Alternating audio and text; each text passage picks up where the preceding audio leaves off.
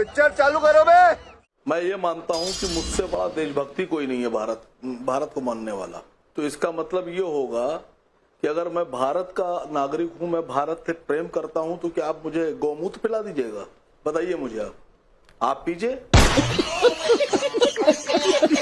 सईद असीम बकार साहब, सईद असीम बकार, ये objectionable statement है। कैसी गौमूत्र और राष्ट्रगीत का फर्क नहीं पता आपको? आप किस तरह की बात कर रहे हैं? गौमूत्र पिला देंगे और राष्ट्रगीत जो हमारे स्वतंत्रता सेनानियों ने सुनकर इस देश की स्वतंत्रता जीती है, उसका आप कंपैरिजन गौमूत्र से कर रहे हैं असीम बकार साहब। मैं कह नहीं सकती कि ये आपका आई डोंट नो, आपको नॉलेज नहीं है या आप जान के प्रवोक कर रहे हैं, प्रोवोकेटिव स्टेटमेंट उकसाने की बात कर रहे हैं। मैं समझ नहीं पा रही हूं इरादा क्या है आपका। मैं तुम्हें अभी समझाता हूं। मैंने गौमूत्र का नाम लिया है, जिसको आप लोग छिड़कते हैं, पीते हैं, नहाते हैं। मैंने गंदी चीज का नाम तो आपके धर्म के हिसाब से नहीं लिया। आप लोग मतलब कौन? आप लोग मतलब कौन? आपके हिसाब से गौमूत्र आप लोग मतलब कौन? आपकी बात कर रहा हूं मैडम। नहीं, मैंने कभी गौमूत्र आपकी बात कर रहा हूं मैडम। मैंने कभी गौमूत्र को नहीं अपनाया है और मैं ना आपको ये इजाजत देती हूं कि आप इक्वेट करें कि हम जैसे लोग क्या करते हैं और क्या नहीं करते। हम आपके इस यूनिफॉर्म धारा में नहीं बैठ रहे। मैडम, जैसे आप हमारे यूनिफॉर्म धारा में नहीं बैठ रही हैं, वैसे ही हम भी आपकी यूनिफॉर्म धारा में नहीं। तो बिठाने की कोशिश मत कीजिए, आप अपनी बात रखिए। जैसे आप भी बिठाने की कोशिश मत कीजिए, बात को समझिए। जिस आदमी ने ये गाना लिखा, गीत लिखा, उस आदमी ने 1869 से लेकर वो 1891 तक अंग्रेजों की पूरी वफादारी के साथ नौकरी की, कभी अंग्रेजों का विरोध नहीं किया। आप लोग यहां कह रहे हैं कि कांग्रेस के अधिवेशन में ये गाया गया। मुझे बहुत अफसोस के साथ कहना पड़ रहा है, वही कांग्रेस की बात हो रही है जिसको 1885 में अंग्रेजी हुकूमत के ईस्ट इंडिया कंपनी और ब्रिटेन के एक बहुत वफादार serviceman Allan Octavian Hume, William Wedderburn और जॉन जर्डाइन ने कांग्रेस को बनाया। और हिंदुस्तान के लोग इसलिए कांग्रेस का विरोध कर रहे थे, वो कह रहे थे कि इन्हीं अंग्रेजों से तो हम अपनी आजादी की लड़ाई लड़ रहे हैं, इन्हीं अंग्रेजों से तो हमको देश आजाद कराना है, इनकी पार्टी में जाएंगे।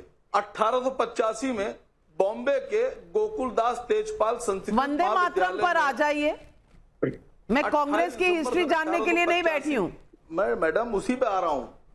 जो अंग्रेजों के लिए काम कर रहे थे उन्होंने लिखा, जो अंग्रेजों ने किया उनके इशारे पर कांग्रेस पार्टी बनाई गई और उसी पार्टी में इसको गाया गया। आप लोग ये बताइए पहले तो कि आप अंग्रेजों के खिलाफ थे या अंग्रेजों के साथ थे, पहले तो ये तय कर लीजिए।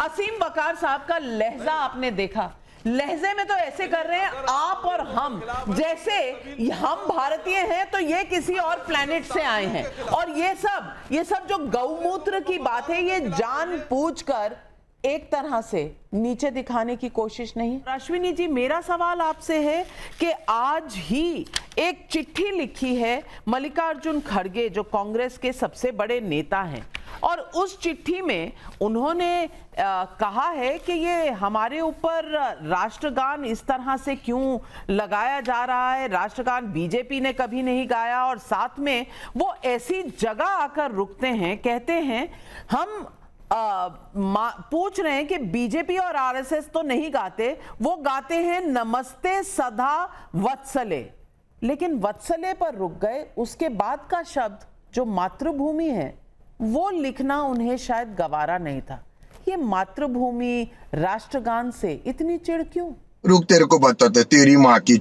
अगर आप देखें तो रविन्द्रनाथ टैगोर जी ने 1896 में वंदे मातरम को पहली बार कांग्रेस अधिवेशन में गाया था। उन्हीं रविन्द्रनाथ टैगोर जी ने बोला था, आपने जो नेहरू जी की चिट्ठी का जिक्र किया था जो थोड़ा सिलेक्टिव था, उसी कॉन्टेक्स्ट में बोलता हूं मैं, उन्हीं रविन्द्रनाथ टैगोर जी ने बोला था कि अगर हम अपने देश को एज ए डीटी पूजेंगे तो ये देश की डिजास्टर्स के लिए होगा। ये दो विषयों पर था, एक वंदे मातरम को लेकर के और एक जो भारत माता की तस्वीर बनाई थी उनके भतीजे ने, जो शायद उनके नेफ्यू थे, उन्होंने बनाई थी। तो दोनों ही केस में रविन्द्रनाथ टैगोर जिन्होंने हमको जनगण मन दिया, उन्होंने बोला था कि ये जो है, अगर हम अपने देश को पूछते हैं एज ए डीटी तो जो हमारा आर्टिकल 25 है, जो फंडामेंटल राइट है, राइट टू प्रैक्टिस रिलीजन, वो उसके खिलाफ होगा। और यही कारण था कि कॉन्स्टिट्यूएंट असेंबली में भी 1950 में इसको एज ए राष्ट्रगान माना, पर मैंडेटरी नहीं बनाया, क्योंकि ये हमारे फंडामेंटल राइट्स के जो आर्टिकल 25, 26 है, फ्रीडम टू रिलीजन, उसको जस्टिफाई नहीं करता। बात तो सही है। बस तारिक खान साहब, मैं आपसे पूछना चाहती हूँ, राष्ट्रगीत में जिस गीत को सुनकर इस देश में हवा चली, और इस तरह की हवा चली कि ब्रिटिश राज को उखाड़ कर उसने रख दिया, उस राष्ट्रगीत से परहेज, उसमें धर्म पर कैसे आंच आ गई, मैं तो आज ये पूछना चाहती हूँ। नहीं, कोई परहेज नहीं है मैम। 1937 में जिस कमेटी ने इसके हिस्से को काटा था, उसमें सुभाष चंद्र बोस भी थे, और जब सुभाष चंद्र बोस ने अपने गीत को स्वीकार किया तो वो रविन्द्रनाथ टैगोर का जनगण मन था, ये नहीं था। क्या वजह थी इसकी, वो सुभाष चंद्र बोस साहब ज्यादा बेहतर जानेंगे। सुप्रीम कोर्ट, जिसका बहुत सम्मान करती है बीजेपी, कहती है कि सुप्रीम कोर्ट गृह युद्ध कराने जा रही है भारत में, इनके नेता कहते हैं। उसके 3 जजमेंट बताता हूं, 1986, सन 2000 और 2018। 1986 का जो जजमेंट है वो विजय वर्सेस केरला स्टेट का है। उस जजमेंट में कहा गया, सुप्रीम कोर्ट ने कहा 3 बच्चों को स्कूल से सस्पेंड कर दिया गया क्योंकि उन्होंने राष्ट्रगान गाने से मना कर दिया था, गीत नहीं, गान। अब सुप्रीम कोर्ट ने कहा क्या, राष्ट्र गाना अनिवार्य नहीं है, अगर कोई धार्मिक कारण से मना करे और सम्मान दिया जाए कोई दिक्कत नहीं है। फिर सन 2000 में बिहार की गवर्नमेंट ने यह आदेश दिया कि स्कूलों में राष्ट्रगान पढ़ा जाएगा, राष्ट्रगीत वंदे मातरम। उस पर फिर से सुप्रीम कोर्ट ने 1986 का हवाला देकर कहा कि नहीं, ये जरूरी नहीं है। तू समझा? हाँ।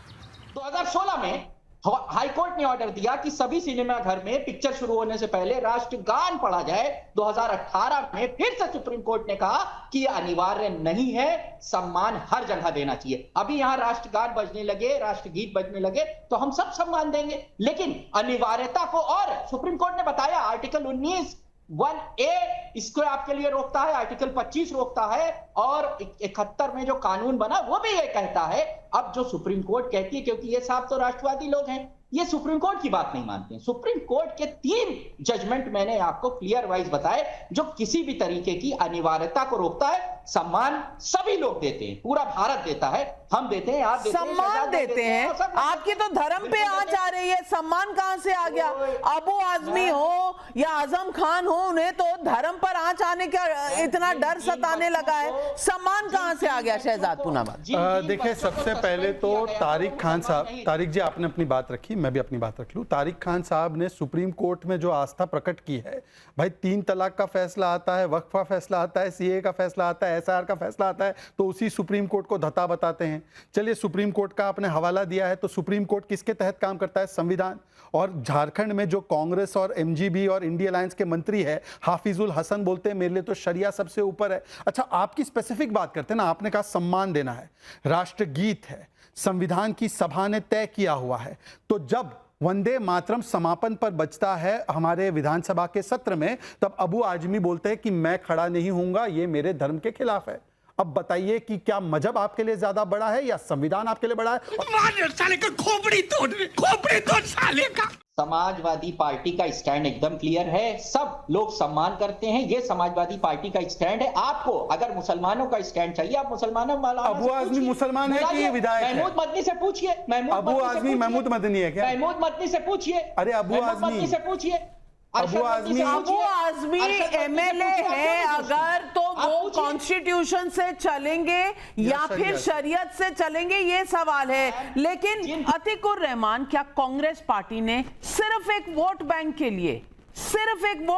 लिए, क्योंकि नेहरू इसकी बात करते हैं, अपनी 1937 की चिट्ठी में ये बात करते हैं और कहते हैं कि ये एक सेक्शन को उकसा सकता है, मुसलमानों को उकसा सकता है, सांप्रदायिक ताकतें जो हैं वो जो कह रही हैं वो भी सही हो सकता है। यानी कि घुटने टेक दिए राष्ट्रगीत के लिए।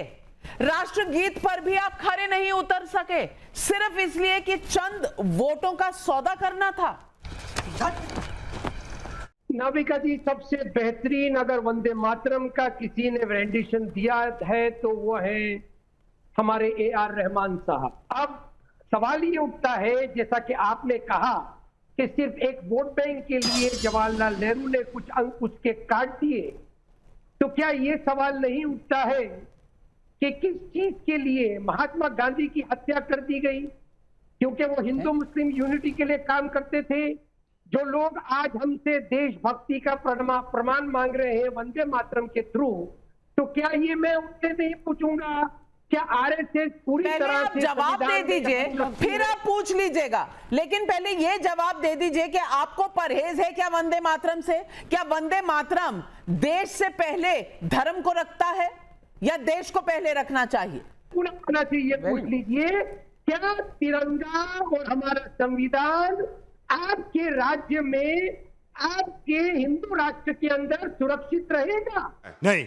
आज पब्लिक पूछ रही है सवाल। विनोद अग्निहोत्री मुंबई से सवाल पूछ रहे हैं, देश के राष्ट्रीय गीत से इतना परहेज करने वालों के लिए क्या देश हित से ज्यादा राजनीतिक हित जरूरी है? सुरेश लाल बागपत यूपी से पूछ रहे हैं, कांग्रेस कह रही है कि वो हमेशा वंदे मातरम का सम्मान करती थी और करती रहेगी, तो कांग्रेस नेता नेहरू की बोस को लिखी चिट्ठी पर क्या कहेंगे? जवाब दीजिए अश्विनी जी। जी मैं शहजाद और असीम बकार जी को सुनता हूं तो मुझे लगता है कहीं ना कहीं ये दोनों एक ही बात कर रहे हैं, दोनों ही कट्टरपंथ की बात कर रहे हैं। एक बहुसंख्यक की बात कर रहा है और एक मुस्लिम। तो नेहरू किसकी बात कर रहे थे? नेहरू जी किसकी बात कर रहे थे मेरे भाई? नेहरू जी ने जो बोला है, नेहरू जी किसकी बात कर रहे थे? वही बात रविन्द्रनाथ टैगोर जी ने बोली है, नेहरू जी ने उसी को एलेबोरेट किया है। वही बात रविन्द्रनाथ टैगोर जी जो बोलते हैं। और महात्मा गांधी जी गलत थे, और महात्मा गांधी जी गलत थे। नाविका जी, आपको 1937 का ये नेहरू जी का चिट्ठी याद है? आपको 1937 का सावरकर का अधिवेशन याद नहीं है, जब वो इसको हिंदू राष्ट्र बनाने की बात कर रहे थे अहमदाबाद में? तो भारतीय जनता पार्टी जो सावरकर की आइडियोलॉजी चलती है, ये सिर्फ और सिर्फ एक हिंदू राष्ट्र, बहुसंख्यकवाद, एक रेडिकलाइजेशन की बात करते हैं। तो लेने के देने पड़ गए। ये हिंदुस्तान तो पाकिस्तान संविधान से चलता रहा है। पाकिस्तान की जब बात हो रही थी कि एक मुस्लिम राष्ट्र बनना चाहिए, उस दौर में किसी ने हिंदू राष्ट्र की बात की। गलत क्या है? तारिक खान जवाब दीजिए, जवाब इस बात का भी दीजिए जो चंदन कुमार रांची से पूछ रहे हैं। उनका सवाल है, बीजेपी सचमुच राष्ट्रवाद के लिए वंदे मातरम को लेकर इतना बड़ा आयोजन कर रही है या इसके पीछे कुछ वोट का खेल आपका है? शहजाद पूनावाला सवाल आपके लिए है। कुमार अभिषेक का पटना बिहार से सवाल है, समाजवादी पार्टी वंदे मातरम गाने को मजहब में हस्तक्षेप बता रही है, देश का राष्ट्रीय गीत गाने से मजहब कैसे खतरे में पड़ जाएगा? जवाब दीजिए। तारिक खान जवाब दीजिए पहले। मैम देखिए, वंदे मातरम को हिंदू और मुसलमान बनाने की कोशिश की जा रही है, मगर जो केरला का जजमेंट था, वो जो 3 बच्चे थे जिनको राष्ट्रगीत गाने के लिए सस्पेंड किया गया था, वो ईसाई थे, मुसलमान नहीं थे। समझ रहे हो आप? इसलिए मैं कह रहा हूं रहमान ये स्वतंत्रता का अधिकार है। अबू आजमी भी, ये स्वतंत्रता का अधिकार है। आप चलिए, ठीक है, ठीक। He walked out when it was being sung. मैं आपकी बात का जवाब देता हूं। आप बताइए, तारिक बताइए। सस्पेंशन की जरूरत आनी क्यों चाहिए? और सस्पेंशन का डिबेट नहीं है ये। डिबेट ये है कि आपके दिल से राष्ट्रगान के लिए परहेज क्यों निकलता है? क्यों राष्ट्रगीत को आप वो इज्जत नहीं दे सकते जो देनी चाहिए? आप भारत के नागरिक हैं। मालूम है तेरे बाप को मत सिखा, चल। मजा आया।